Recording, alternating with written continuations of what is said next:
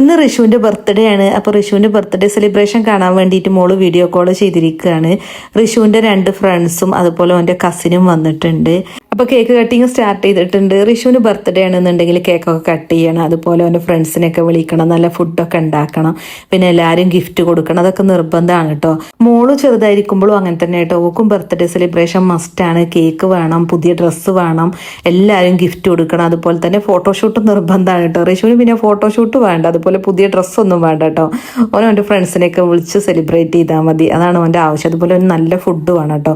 പിന്നെ ഇപ്പോൾ കുട്ടികൾക്കല്ലേ ഈ ബർത്ത്ഡേ ഒക്കെ സെലിബ്രേറ്റ് ചെയ്യണം എന്നൊക്കെ ആഗ്രഹം ഉണ്ടാവില്ലേ. പിന്നെ കാര്യം സംബന്ധിച്ച് എനിക്കങ്ങനെ ബർത്ത്ഡേ സെലിബ്രേറ്റ് ചെയ്യുന്നതിനോടൊന്നും വലിയ താല്പര്യമില്ല. ഞാൻ ഇവരോട് പറയാറുണ്ട് കേട്ടോ, ബർത്ത്ഡേ എന്ന് പറയുമ്പോൾ നമുക്ക് ഓരോ വയസ്സ് കൂടുകയാണ്, അപ്പോൾ സങ്കടപ്പെടുകയല്ലേ വേണ്ട, എന്തിനാണ് സന്തോഷിക്കണത്, അതൊന്നും പറഞ്ഞാൽ കുട്ടികൾക്ക് മനസ്സിലാവില്ല കേട്ടോ.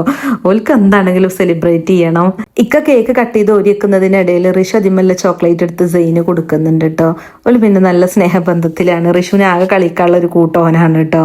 അപ്പോൾ അതിനിടയിലാണ് കേട്ടോ ഋഷുവിനൊരു സർപ്രൈസ് ഗിഫ്റ്റ് കിട്ടിയത്. അവൻ്റെ ഫ്രണ്ട് കൊടുത്തതാണ്. പിന്നെ അത്തറും അതുപോലെ തന്നെ ഒരു റിങ്ങും പിന്നെ തന്നെ സ്റ്റാർ കാർഡൊക്കെ ഉണ്ട് കേട്ടോ. എന്നോട് ഋഷു ബർത്ത്ഡേൻ്റെ മുമ്പ് എന്നും ചോദിക്കുന്നൊരു ചോദ്യമാണ് കേട്ടോ, അമ്മാൻ്റെ വക ബർത്ത്ഡേ ഗിഫ്റ്റ് എനിക്ക് എന്താണ് വാങ്ങിത്തരാം. അപ്പോൾ ഞാൻ ഫുട്ബോൾ വാങ്ങിത്തരാമെന്നാണ് കേട്ടോ അവനോട് പറഞ്ഞിരുന്നത്.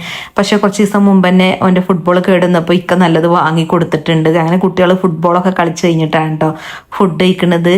അൽഫാമും മന്തി ഞാൻ റെസ്റ്റോറൻറ്റിൽ നിന്ന് വാങ്ങിച്ചതാണ് കേട്ടോ, ഞാൻ ഉണ്ടാക്കിയതൊന്നുമല്ല. ഫുഡ് കഴിക്കുമ്പോൾ പുറത്ത് നല്ല മഴ പെയ്യാണ് കേട്ടോ. ഇപ്പോൾ മഴക്കാലം പോലെ മഴ പെയ്യുന്നുണ്ട് അല്ലേ. പിറ്റേ ദിവസമാണ് കേട്ടോ ഇക്കാൻ്റെ വക ബർത്ത്ഡേ ഗിഫ്റ്റ് കിട്ടുന്നത്. കഴിഞ്ഞ ബർത്ത്ഡേക്കും ചോദിച്ചതായിരുന്നു കേട്ടോ സൈക്കിള്.